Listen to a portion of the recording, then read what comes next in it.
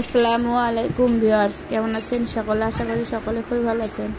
আলহামদুলিল্লাহ, আমিও খুব ভালো আছি। তো আজ আমি এই খাবারটা বানাচ্ছি। খাবারটা কে কে পছন্দ করে একটু কমেন্টে জানাও দিনে।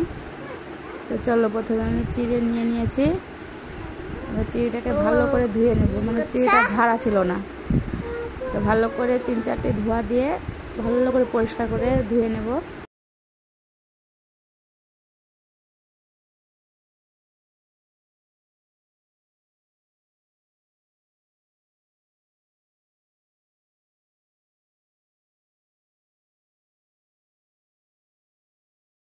ধোয়া হয়ে গেছে। এবার এতে লবণ, চিনি দিয়ে দেব।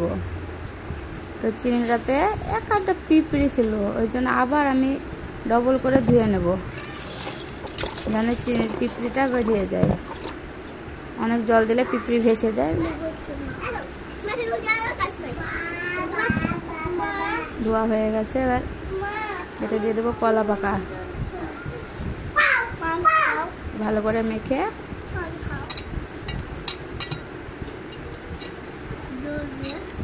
খেয়ে নেব।